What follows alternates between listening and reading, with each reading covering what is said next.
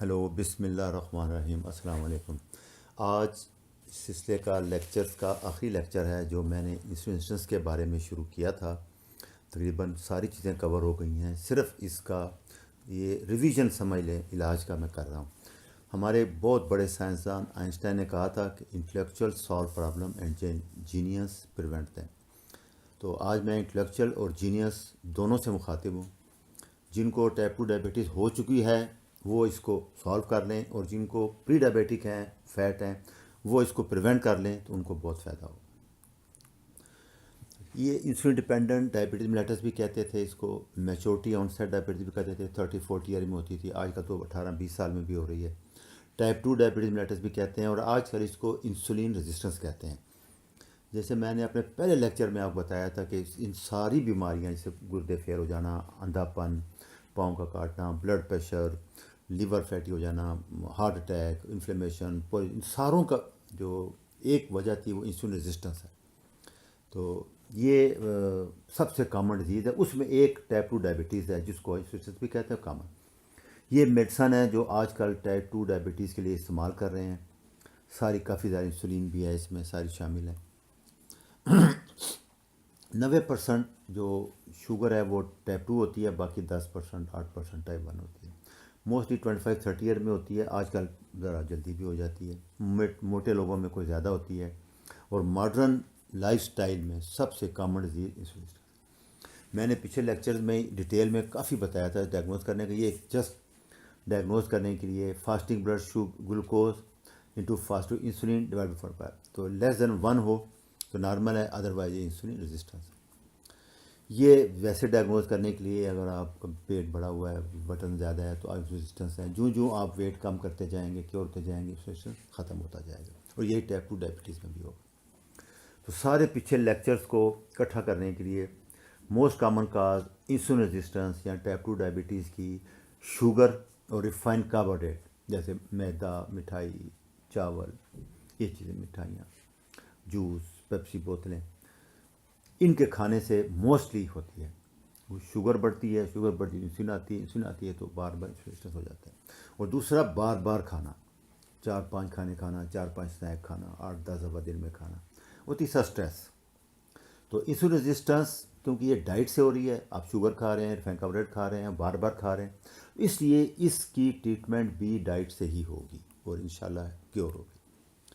یہ میں نے پچھلی سلائیڈ ہے ایک لیکچر میں بتایا تھا آپ کو کہ 10 سے 15 سال لگتے ہیں ڈائبٹیز ہونے کے لیے۔ اب دیکھیں 2-3 سال تک شوگر نارمل رہتی ہے، ریڈ انسولین ہے، انسولین بڑھ جاتی ہے، پھر آپ کراتے ہیں 5 سال بعد پھر انسولین بڑی ہوتی ہے، شوگر نارمل ہوتی ہے، HbA1c نارمل ہوتا ہے، ایون 10-12 سال تک نارمل ہوتا ہے۔ جو ہی شوگر بڑھتی ہے یا HB بڑھتی ہے آپ کی تو انسولین بھی بہت بڑھ چکی ہوتی ہے۔ تو لہٰذا اس کی ٹریٹمنٹ ہے کہ شوگر کی پرواہ نہیں کرنی ہے آپ نے، انسولین کو لو کرنا ہے ہر حال میں آپ نے۔ شوگر ایک سمٹم ہے، ایک نشانی ہے اس کی، اصل بیماری انسولین ریزسٹنس ہے، انسولین بہت زیادہ ہے آپ کی۔ جیسے آپ کسی بچے کو نمونیا ہو جائے بیکٹیریل تو آپ بخار ہوگا اس میں، آپ بخار ٹریٹ کریں، نمونیا کو ٹریٹ نہ کریں تو وہ صحیح ٹریٹمنٹ نہیں ہوگی۔ اس لیے گلوکوز شوگر کو کنٹرول کرنا نہیں کرنا، آپ نے انسولین کو نیچے لے کے آنا ہے، یہ مین اس کی ٹریٹمنٹ ہے۔ ٹریٹمنٹ وہی ہے، لو کاربوہائیڈریٹ ڈائٹ لینی ہے، فاسٹنگ کرنی ہے آپ نے، ایکسرسائز کرنا ہے اور اسٹریس لو کرنا ہے، یہ مین 4 بڑے پلر ہیں اس کے۔ نارملی جب کھانا کھاتے ہیں سب سے زیادہ انسولین آتی ہے جب آپ کاربوہائیڈریٹ کھاتے ہیں، شوگر، پھر پروٹین کے ساتھ آتی ہے، اور فیٹ کے ساتھ آپ دیکھیں بالکل انسولین اسٹیمولیٹ نہیں کرتا فیٹ۔ تو بیسٹ ڈائٹ وہی ہوگی جو کاربوہائیڈریٹ لو ہوگا اور فیٹ بہت زیادہ ہوگا، تو اسی سے یہ ریزسٹنس ختم ہوگا۔ آئیڈیلی جو ہم نے کیٹو ڈائٹ کو کہتے ہیں وہ 25 گرام کاربوہائیڈریٹ ہوتا ہے، پروٹین 200 گرام، اور فیٹ باقی 75% فیٹ لیتے ہیں، اس کو کیٹو ڈائٹ بھی کہتے ہیں۔ اس میں سب سے اسٹرانگ ڈائٹ کے بعد انٹرمیٹنٹ فاسٹنگ ہے، ہمارے لیے نئی چیز نہیں ہے، ہم روزے رکھتے رہتے ہیں۔ تو فاسٹنگ کے لیے میں نے جو اسٹول بنایا ہے سب سے بیسٹ وہ یہ ہے کہ رات شام کو مغرب کے ٹائم 5-6 بجے آپ کھانا کھا لیں اپنا، اس کے بعد 3-4 گھنٹے بس سونا ہے آپ، پھر آپ نے صبح تک کچھ نہیں کھانا، صبح آپ اٹھ کے ایکسرسائز کر لیں، بے کر لیں، اور 10 بجے تک 16 گھنٹے۔ اور اگر آپ بہت جلدی آرام چاہتے ہیں، بہت جلدی ویٹ لاس کرنا چاہتے ہیں تو اس کو بڑھاتے رہیں، ہر ہفتے 1 گھنٹہ 2 گھنٹے بڑھاتے رہیں، 18-20 گھنٹے تک آ جائیں۔ تو آپ نے 2 کھانے ہی کھانے ہیں، ایک بریک فاسٹ اور ایک شام کو ڈنر، تیسرا کھانا نہیں کھانا۔ یہ بریک فاسٹ اور ڈنر کے درمیان جو ونڈو ہے 8 آور ایٹنگ ونڈو، اس میں آپ کھا پی سکتے ہیں تھوڑا بہت، لیکن کوشش کریں کہ مین کھانا 2 ہی رکھیں۔ باقی اس ونڈو میں آپ کچھ نہیں کھا سکتے۔ ایک تو 7-8 گھنٹے سو جائیں گے، 2 گھنٹے پہلے 2 گھنٹے بعد میں، تو بیسٹ جو آپ کے لیے فاسٹنگ ونڈو ہے پلس کاربوہائیڈریٹ لو ڈائٹ، یہ ہے جو کہ ہر چیز کو کیور کرے گی ریزسٹنس کو۔ یہ ایک ڈائٹ کا میں نے چارٹ دیا تھا، یہ آپ کو پیچھے لیکچر میں مل جائے گا، یہ میں نے اس کے لیے دیا تھا۔ مین اس کا سمرائز کریں تو سب سے امپارٹنٹ طاقتور ٹول جو ہے وہ انٹرمیٹنٹ فاسٹنگ ہے، دوسرا ریڈیوس کاربوہائیڈریٹ ہے، تیسرا ہائی فیٹ ڈائٹ لینی ہے آپ نے، فائبر زیادہ لینے ہیں، apple cider vinegar. Apple cider vinegar کو آپ ڈائریکٹ نہیں لے سکتے، اس کو 2 چمچ 1 گلاس پانی میں ڈالیں، تھوڑا اس میں سی سالٹ ڈال دیں اور اسٹرا سے پینا ہے، اس کو دانتوں کو نہ لگے کیونکہ دانتوں کی سینسٹیوٹی بڑھا دیتے ہیں۔ اسپائسیز جیسے ہلدی ہو گئی، ادرک ہو گیا، دال چینی ہو گئی، یہ چیزیں کلورک ویلیو نہیں ہوتی، لو کاربوہائیڈریٹ ہوتے ہیں، یہ بھی انسولین سینسٹیوٹی کو بڑھاتے ہیں اور ریزسٹنس کو کم کرتے ہیں۔ تو سب سے یہ ہے کہ آپ نے شوگر کم کرنی ہے، کاربوہائیڈریٹ کم کر، کیلورک ریسٹرکشن کوئی نہیں ہے اس میں۔ ہیلدی آرگینک فوڈ لینا ہے، وہ میں نے پچھلے لیکچر میں آپ کو لسٹ مل جائے گی ساری۔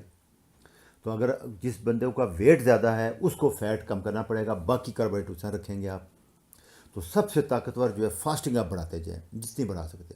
یہ 3 مہینے کا کورس ہوگا، 3 مہینے میں انشاءاللہ 20 سے 25 کلو وزن کم ہو جائے گا آپ کا، شوگر کی دوائیاں ساری ختم ہو جائیں گی۔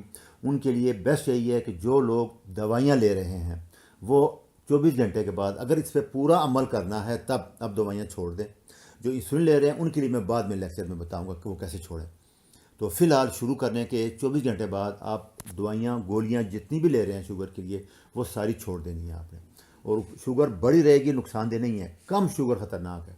اگر ان کے ساتھ آپ نے دوائیاں لے لیں اور شوگر کم ہو گئی تو وہ بہت خطرناک ہوگی۔ تو اس میں سارا یہی ہے، انشاءاللہ امید ہے کہ آپ اس پہ عمل کریں گے۔ کوئی کوشچن ہو تو آپ بینا، تو میں اس کے مطابق پھر آپ کو جواب دے دوں گا۔ اچھا، خدا حافظ۔